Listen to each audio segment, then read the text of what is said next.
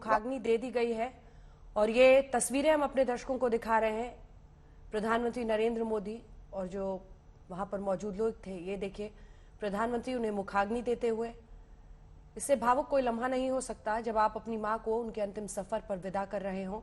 लेकिन इसी के साथ संतोष है कि एक जीवन उन्होंने इतना खूबसूरत जिया, अपने बच्चों के नाम किया, संघर्ष और तप की ऐसे मूल्य सिखाए जो आजीवन साथ रहेंगे। एक इंटरव्यू है प्रधानमंत्री का जिसमें अक्षय कुमार ने उनसे पूछा था कभी परिवार के साथ रहने या मां के साथ रहने की इच्छा नहीं होती। तब प्रधानमंत्री ने जवाब दिया था, अगर मैं प्रधानमंत्री बनकर घर से निकला होता तो मेरा मन रहता कि सब वहीं रहें। अगर मैंने बहुत छोटी उम्र में घर छोड़ दिया था और इसीलिए लगाव, मोहमाया सब मेरी ट्रेनिंग के कारण छूट गया। हालांकि अभी मैंने मां को यहां बुलाया था और मैं उनके साथ रहा। यह बताता है कि प्रधानमंत्री ने भी अपना जीवन अपने काम के लिए समर्पित किया, लेकिन मां से उनका संबंध बना रहा, मां के पास जाते रहे, उनका आशीर्वाद लेते रहे। और ये मुखाग्नि देने की घड़ी की आप तस्वीरें देख रहे हैं। महुरकर जी, अपनी बात पूरी करें।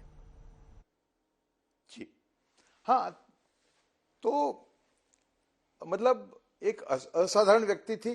दूसरा, उनका जो मैं उनसे मिला तो उनकी वो काफी बातों नहीं थी, बात खूब करती थी।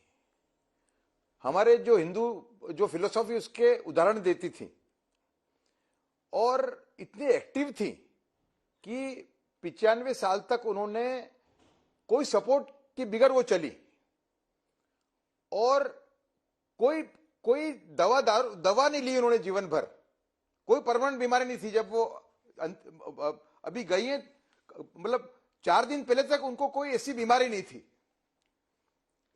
कोई दवा उन्होंने ली, वो कभी बीमारी नहीं पड़ती थी, बताते हैं। और घर के अंदर तो सपोर्ट लिए बगैर वो अभी तक चल रही थी, कुछ दिन पहले तक। और जिस तरीके से वो वोट देने गए 5 दिसंबर को, वो भी बताता है कि कितनी एक्टिव थी, कितनी एनर्जी उनमें थी। अंजना, और उसी एक्टिव तरीके से वो हमेशा, हम लोग पूरा देश उन्हें कैसे जानता है उदय जी, उन्हीं तस्वीरों से जानता है जब प्रधानमंत्री उन्हें मिलने जाते थे या फिर कभी वो वोट करने के लिए निकलती थी। उन तस्वीरों में एक जीवंत नारी, एक ऐसी महिला जो कि 100 साल की उम्र में भी ये जानती थी कि मुझे वोट देना है, वो एक मिसाल कायम कर रही थी।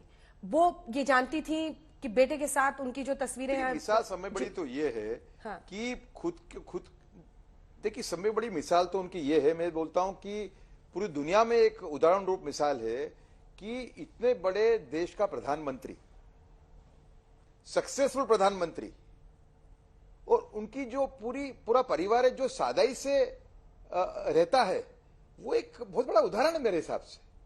मैंने 2016 में एक द अदर मोदी नाम की एक लेख मैंने लिखा था इंडिया टुडे के लिए। उस टाइम पे मुझे और परिचय हुआ उनके परिवार का।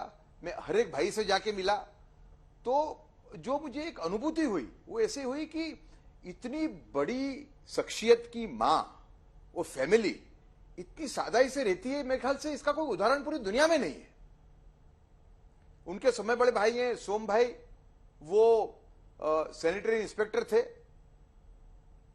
हेल्थ इंस्पेक्टर थे, रिटायर हेल्थ इंस्पेक्टर के रूप में हुए। उनसे जो छोटे भाई हैं अमृत भाई, वो लेथ मशीन चलाते थे। लेथ मशीन का एक छोटी सी उनकी दुकान थी। मैं जब उनको मिलने गया 2016 में उनके घर पे, तो उनके घर पे एक मारुति खड़ी थी। वो मारुति 1 साल पहले उन्होंने ली थी और मुझे उनके बेटे ने बताया कि वो मारुति उन्होंने 1 साल में 3 या 4 बार यूज की थी।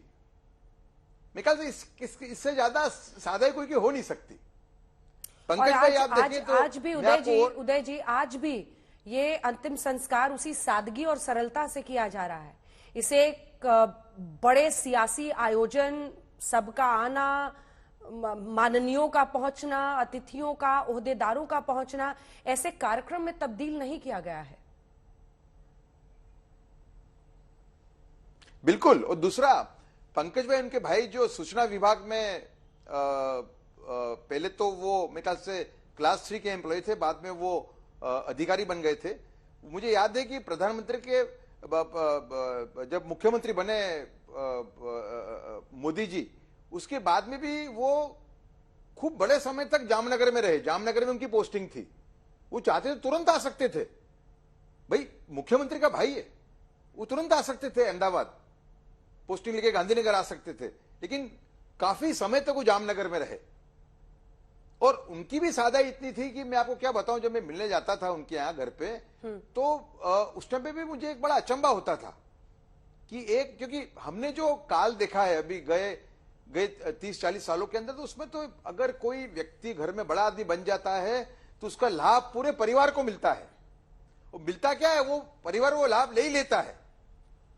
उसके सामने ये जो उदाहरण था, पंकज भाई देखो, अमृत भाई उनके नरेंद्र भाई से बड़े भाई हैं, उनको देखो आप, वासंती बहन उनकी बहन थी, उनके जो पति थे मतलब बहनोई नरेंद्र भाई के, वो LIC के एजेंट थे, वो भी बस में ही घूमते थे। तो मेरे ख्याल से ऐसा सादा ही भरा जीवन ऐसे परिवार में जहां से कि प्रधानमंत्री बना हो, मुख्यमंत्री बना हो, बाद में प्रधानमंत्री बना हो, जीना, मेरे ख्याल से इसका कोई उदाहरण पूरी दुनिया में नहीं होगा। अंजना, बिल्कुल। और ये तस्वीरें हम दिखा रहे हैं इस वक्त अपने दर्शकों को, पंचतत्व में विलीन हो रही हैं हीराबा। उन्हें मुखाग्नि दी प्रधानमंत्री नरेंद्र मोदी ने। वो अपने अंतिम सफर पर निकल रही हैं। हिंदू धर्म ये मानता है कि शरीर तो नष्ट हो सकता है लेकिन आत्मा अमर है, और यही हर किसी को शक्ति देता है कि वो इस दुख को बर्दाश्त कर सके। प्रधानमंत्री नरेंद्र मोदी वहां पर मौजूद है।